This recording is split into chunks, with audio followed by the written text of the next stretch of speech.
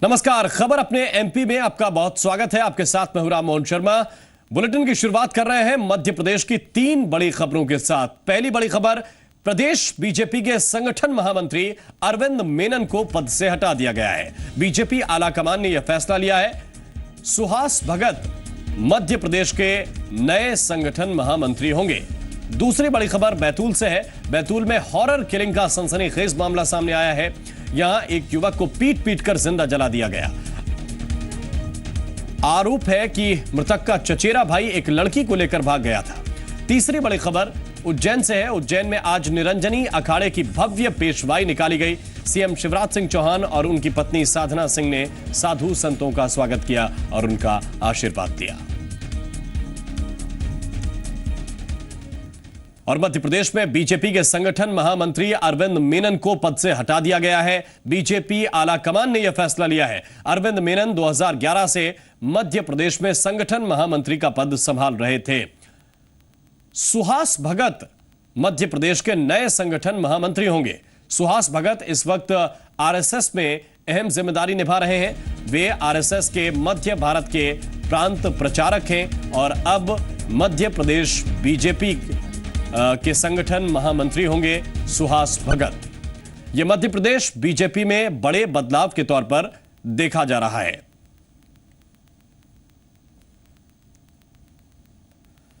तो मध्य प्रदेश बीजेपी में यह बड़ा बदलाव कहा जा रहा है इस लिहाज से क्योंकि 2011 से जब से अरविंद मेनन मध्य प्रदेश बीजेपी के साथ जुड़े तब से लेकर भारतीय जनता पार्टी का जो प्रदर्शन है चुनावों में काफी अच्छा रहा, लेकिन अचानक उन्हें पद से हटाना, आला कमान का यह फैसला किस नजरिए से देखा जाए यह भी बहुत अहम है। क्योंकि एक तरफ यह कहा जा रहा है कि यह उनका प्रमोशन है, उन्हें दिल्ली बुलाया गया है और दिल्ली में कुछ और बड़े काम दिए जा सकते हैं। तो एक नजरिए से यह भी कहा जा रहा है कि उनकी यहां से छुट्टी हुई है और इसके बाद दिल्ली में कोई बड़ा काम मिलेगा या नहीं मिलेगा ये कह नहीं सकते। और मध्य प्रदेश बीजेपी अध्यक्ष नंद कुमार सिंह चौहान का कहना है कि अरविंद मेनन की कर्मठता और क्षमताओं के चलते बीजेपी के राष्ट्रीय अध्यक्ष अमित शाह ने यह फैसला लिया है। नंद कुमार चौहान के मुताबिक अरविंद मेनन ने अपने कार्यकाल में मध्य प्रदेश बीजेपी को मजबूती दी और उनके संगठन महामंत्री रहते हुए बीजेपी ने कई कीर्तिमान रचे हैं। नंद कुमार चौहान से बात की जी मीडिया संवाददाता मकरंद काले ने। प्रदेश संगठन महामंत्री अरविंद मेनन अब मध्य प्रदेश की जगह दिल्ली में नई भूमिका में नजर आएंगे। हमारे साथ बात करने के लिए मध्य प्रदेश बीजेपी अध्यक्ष नंद कुमार सिंह चौहान जी। सर, अरविंद मेनन जी का तबादला अब दिल्ली में रहेगा, अब दिल्ली में वो रहेंगे। प्रदेश संगठन में उनकी क्या भूमिका अब तक रही थी और कितना आप इस पर आपका कमेंट करना चाहिए? माननीय अरविंद मेनन जी के मध्य प्रदेश में दिए गए योगदान को हमारा प्रदेश कभी भुला नहीं सकता।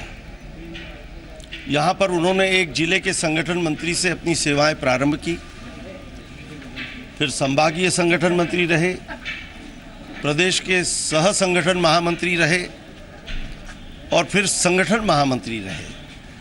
उन्होंने मध्य प्रदेश भारतीय जनता पार्टी को मजबूती दी और उनके कार्यकाल में हमारा संगठन हर मोर्चे पे सफलता के साथ आगे बढ़ता रहा है। उनकी योग्यता, उनकी कर्मठता, उनकी क्षमता को देखते हुए हमारे राष्ट्रीय अध्यक्ष माननीय अमित शाह जी ने उनको देश भर में जितने हमारे आयाम चल रहे हैं उन सभी आयामों का प्रभारी माननीय अरविंद मेनन जी को बनाकर अब देश भर में उनकी सेवाएं लेने का निश्चय किया है। उनके संगठन महामंत्री रहते एक लोकसभा चुनाव हुआ, एक विधानसभा चुनाव हुआ, नगरीय निकाय चुनाव हुआ। बीजेपी का जो परफॉर्मेंस इन चुनावों में रहा, क्या आप मानते हैं कि उसको देखते हुए दिल्ली उनको बुलाया गया? निश्चित रूप से हमारे मध्य प्रदेश में माननीय मेनन जी जब संगठन महामंत्री बने 2014 के विधानसभा के चुनाव, उनके संगठन महामंत्री रहते हुए लोकसभा के चुनाव, उनके संगठन महामंत्री रहते हुए नगरीय निकायों के चुनाव, उनके संगठन महामंत्री रहते हुए, और इस सब में मध्य प्रदेश में भारतीय जनता पार्टी ने कीर्तिमान स्थापित किया। संगठन निर्णय करता है और इसी संगठन का निर्णय है कि अरविंद मेनन जी अब दिल्ली जाएंगे और अभी तक जो संभावना जताई जा रही है सुबोध भगत जी अब मध्य प्रदेश के नए संगठन महामंत्री के तौर पर नजर आएंगे। जाहिर है बीजेपी मध्य प्रदेश बीजेपी को इस बदलाव से क्या फ़ायदा क्या नुकसान होता है ये देखने वाली बात होगी। लवनीत सैनी के साथ मकरंद काले, जी मीडिया, भोपाल। उधर भोपाल में मुख्यमंत्री शिवराज सिंह चौहान ग्राम उदय से भारत उदय अभियान को लेकर वीडियो कॉन्फ्रेंसिंग के जरिए सभी जिलों के कलेक्टरों के साथ उन्होंने बैठक की। मंत्रालय में हुई बैठक में मुख्यमंत्री शिवराज सिंह चौहान सांसद और विधायकों के साथ भी उन्होंने चर्चा की। सीएम शिवराज सिंह ने 45 दिनों तक अभियान चलाने के लिए कहा है। जैसे भारत उदय, उसके लिए आज वीडियो कॉन्फ्रेंसिंग के माध्यम से सभी जनप्रतिनिधिगणों से, जिनमें सांसद जी, विधायक जी, जिला पंचायत अध्यक्ष, जनपद पंचायत अध्यक्षगण सम्मिलित थे और सभी अधिकारियों से चर्चा की है। ये अभियान हमारे लिए बहुत महत्वपूर्ण है। हमने 45 दिन इस अभियान को चलाने का फैसला किया है। योजनाएं भारत सरकार की और प्रदेश सरकार की, उनके बारे में जानकारी, योजनाओं के क्रियान्वयन के बारे में जानकारी, और जनता को अगर कुछ लगता है कि योजनाओं के स्वरूप में और कोई परिवर्तन, विशेषकर प्रदेश के बारे में कुछ होना चाहिए, तो उसके बारे में चर्चा की जाएगी। एक दिन किसान सभा होगी। उस किसान सभा में प्रधानमंत्री फसल बीमा योजना, फिर उस पूरे ग्राम पंचायत की फसल के उत्पादन को बढ़ा के आय दुगनी करने की कार्य योजना बनाएंगे। जल संरचनाएं कहाँ कहाँ बन सकती, पुराना तालाब है तो उसका जीर्णोद्धार करेंगे, नए तालाब की संभावना है तो उसको भी हम तलाशेंगे, चेक डैम, स्टॉप डैम, बोरी बंधान बन सकता है तो उसकी बात करेंगे, और किसानों से संबंधित हितग्राही और बाकी जितनी भी चीज़ें हैं, पूरा रोड मैप हम कृषि से संबंधित बनाने का कार्य किसान सभा में करेंगे। महिलाओं के चिकित्सा के शिविर लगाए जाएंगे जो स्वास्थ्य परीक्षण का काम करेंगे, और प्रारंभिक परीक्षण करने के बाद अगर लगता है किसी को कोई ऐसी बीमारी है कि जिसके इलाज के लिए और कहीं ले जाना आवश्यक है, ब्लॉक स्तर पर, जिला स्तर पर या और बड़े स्थानों पर, तो वहाँ ले जाया जाएगा। एक और विशेष चीज़ इसमें हम करेंगे, ऐसी बहन जो संतानहीन है उसकी चिकित्सा की संपूर्ण व्यवस्था राज्य सरकार अपने व्यय पर करेगी, ताकि हम उस बहन को कुछ सहयोग करने का काम कर सकें। और भोपाल के जहांगीराबाद में महिला कांस्टेबल से मारपीट के मामले में महिला अपराध शाखा ने एसपी से रिपोर्ट तलब की है। महिला अपराध शाखा की एडीजी अरुणा मोहन राव ने एफआईआर में देरी को लेकर जवाब मांगा है। अरुणा मोहन राव ने कहा है कि लापरवाही बरतने वाले अधिकारियों पर कार्रवाई होगी। यह घटना 8 अप्रैल की है। एक होटल में पानी फेंकने को लेकर हुए मामूली से विवाद पर एक महिला पुलिसकर्मी के साथ मारपीट की गई थी। होटल मालिक पर मारपीट का आरोप लगा था।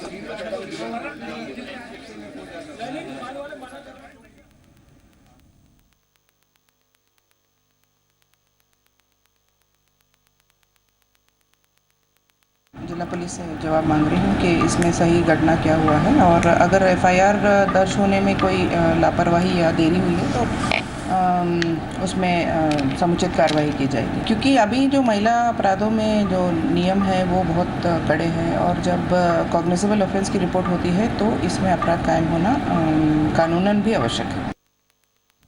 और भोपाल बैरसिया रोड पर लापरवाही की खबर दिखाने के बाद पीडब्ल्यूडी मंत्री सरताज सिंह ने ठेके लेने वाली कंपनी को ब्लैक लिस्ट करने की अनुशंसा की है। जी मध्य प्रदेश छत्तीसगढ़ ने खबर दिखाई थी कि कैसे सड़क का ठेका लेने के सालों बाद भी सड़क नहीं बन पाई है।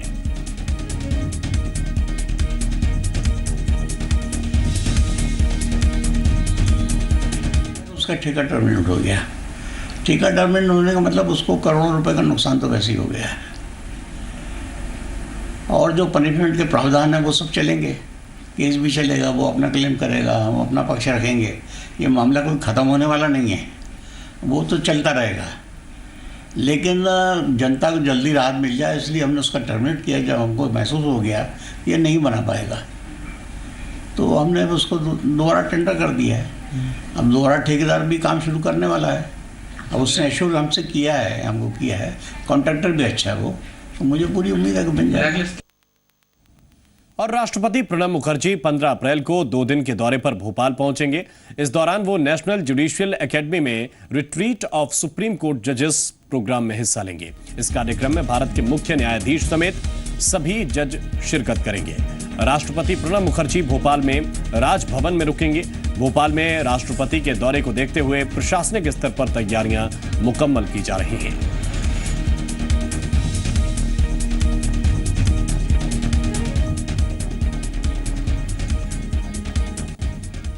बैतूल जिले में हॉरर किलिंग का सनसनीखेज मामला सामने आया है। यह घटना आमला थाना क्षेत्र के अंबाड़ा गांव की है, जहां युवक की पहले पिटाई की गई और फिर केरोसिन डालकर उसे जिंदा जला दिया गया। बताया जा रहा है कि मृतक के चचेरे भाई का गांव की ही एक लड़की से प्रेम संबंध था, जिसको लेकर वो कहीं चला गया था। तभी से दोनों परिवारों में रंजिश शुरू हो गई। हालांकि लड़की लौट आई, लेकिन तलखी मिटी नहीं। इसी बीच आरोपियों ने कमलेश को मौत के घाट उतार दिया। पुलिस ने 5 आरोपियों के खिलाफ हत्या का मामला दर्ज कर तलाश शुरू कर दी है। लेटरिन गया था, उसको पकड़ लिया और गमछे से गला बांध दिया और ले जाकर मिट्टी का तेल डाल के अंगार लगा दिया। आग लगा दी, पूरा जला दिया, जिंदा जला दिया। जिंदा। जो अजय पंडाग रहे, इसके चचेरे भाई कमलेश के साथ रंजिशवश मारपीट करके उसको जला दिया गया है। उसका इलाज के दौरान उसकी मृत्यु हो गई है। वैधानिक रूप से उनके आरोपियों के खिलाफ पुलिस द्वारा कार्रवाई की जाएगी और जो आरोपी हैं प्रकरण में शीघ्र गिरफ्तारी की जाएगी।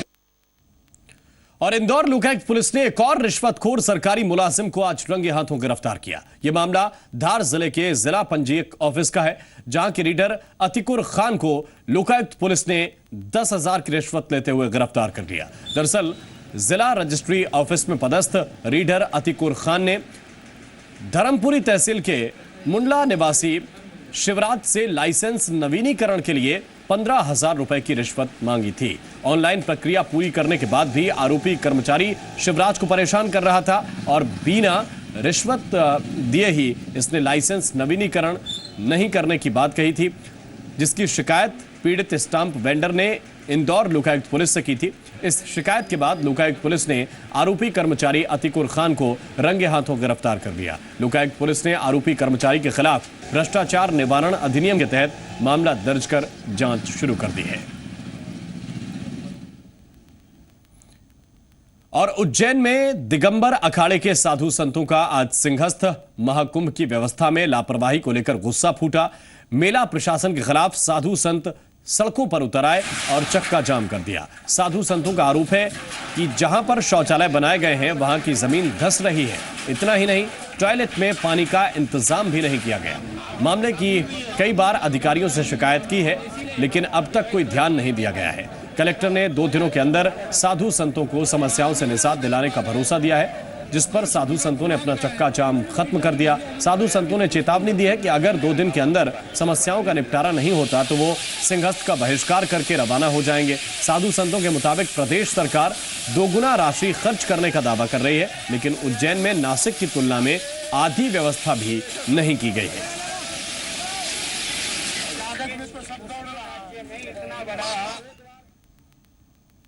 और मध्य प्रदेश के सागर में सिस्टम के साथ सरेआम खिलवाड़ किया जा रहा है। बंडा तहसील में रिहायशी इलाके में पोस्टमार्टम हाउस बना हुआ है जो जर्जर है। हैरान कर देने वाली बात यह है कि यहां पर खुले में शवों का पोस्टमार्टम किया जाता है। स्थानीय लोग पोस्टमार्टम हाउस को बस्ती से हटाने की मांग कर रहे हैं, लेकिन उनकी एक नहीं सुनी जा रही। ये खबर चौंकाने वाली है, ये खबर हैरान कर देने वाली है। ये खबर मध्य प्रदेश के सरकारी अस्पतालों की पोल खोलने वाली है। जी हां, सागर में कायदे कानून और सिस्टम का पोस्टमार्टम हो रहा है। यहां के सरकारी अस्पतालों में लाशों का पोस्टमार्टम खुले आसमान के नीचे होता है। इस जर्जर इमारत को जरा गौर से देख लीजिए। छत टूट चुकी है। छत के नाम पर 4 लकड़ियां डाल दी गई हैं। दीवारें ऐसी हैं कि उनकी हालत पर तरस आ जाए। ईंट बाहर झांक रही है। इसे गरीब खाना समझने की भूल मत कीजिएगा। दरअसल ये है बंडा तहसील का पोस्टमार्टम हाउस और यहाँ खुले आसमान के नीचे होता है शवों का पोस्टमार्टम। अब इस चबूतरे को देखिए। सीमेंट का ये चबूतरा लोगों के बैठने या आराम फरमाने के लिए नहीं बनवाया गया है, बल्कि इसी चबूतरे पर होती है लाशों की चीर फाड़। होता है, लाशें पड़ी रहती हैं एक एक दिन, और यहाँ दूषित मतलब वातावरण होता है, बच्चे खेलते रहते हैं, मोहल्ला में बदबू वगैरह आती है। हैरान कर देने वाली बात यह है कि पोस्टमार्टम हाउस बस्ती के बीचों बीच है। रिहायशी इलाके में अमानवीय तरीके से लाशों का चीर-फाड़ किया जाता है। खुले में पोस्टमार्टम होता देख लोग डर जाते हैं, बच्चे घर से बाहर निकलने में भी डरते हैं। क्या है ये? चीलघर। क्या होता है यहाँ पे? यहाँ पोस्टमार्टम। पोस्टमार्टम होता है यहाँ से? यहाँ पे ऐसे ही खुले ही में पोस्टमार्टम होता है? नहीं, हाँ खुले ही। अच्छा, लाशें आती हैं। कैसा लगता है आपको? डर लगता है? डर भी लगता है आपको? खुले में होता है कि पैक करके होता है? खुले ही में होता है। रिहायशी इलाके में पोस्टमार्टम होता है, लिहाजा स्थानीय लोग बेहद परेशान हैं। इलाके के लोग यहां से पोस्टमार्टम हाउस को हटाने की मांग कर रहे हैं। इसके लिए कई बार प्रशासन से गुहार भी लगा चुके हैं, लेकिन लोगों की मांग अब तक सुनी नहीं गई। कई बार कर चुके हम लोग, कोई निराकरण नहीं होता। जिम्मेदार अफसरों का कहना है कि पोस्टमार्टम हाउस को यहां से शिफ्ट करने के लिए शासन और प्रशासन को चिट्ठी भेज दी गई है। जैसे ही मंजूरी मिलती है, इसे शिफ्ट कर दिया जाएगा। नई जगह पर पोस्टमार्टम हाउस बनाया जाएगा। पहले आवेदन भेज दिया है और उसकी स्वीकृति के उपरांत तत्काल जो है यहाँ बनना शुरू हो जाएगा। जहाँ तक कोई पीएम की बात है, उनके द्वारा मुझे ये बताया गया कि अभी वर्तमान में आधी कवर्ड है छत और आधे पर हम जो है वो चद्दर डाल करके छाया करके पोस्टमार्टम करते हैं। जिम्मेदार अधिकारी ऐसा दावा काफी दिनों से कर रहे हैं, लेकिन सवाल ये है कि आखिर खुले में पोस्टमार्टम करने का ये सिलसिला कब तक चलता रहेगा? आखिर कब तक लाशों के साथ अमानवीय व्यवहार होता रहेगा? आखिर रिहायशी इलाके से पोस्टमार्टम हाउस को कब हटाया जाएगा? इस मुसीबत से स्थानीय लोगों को निजात कब मिलेगी? हैरान कर देने वाली बात यह है कि इन तमाम सवालों के जवाब न तो शासन के पास हैं और न ही प्रशासन के पास। अतुल अग्रवाल, जी मीडिया, सागर। और आज सिंहस्थ महाकुंभ की तीसरी पेशवाई निकली। आपके सामने हम निरंजनी अखाड़े की पेशवाई की 3 तस्वीरें रख रहे हैं। पहली तस्वीर में मुख्यमंत्री शिवराज सिंह चौहान और उनकी पत्नी साधना सिंह ने संतों का स्वागत किया, तो वहीं दूसरी तस्वीर पेशवाई के दौरान संतों की शान से निकली सवारी की है। और तीसरी तस्वीर में आप देख सकते हैं कि पेशवाई के दौरान जो झांकियां निकली उसके कितने रंग थे।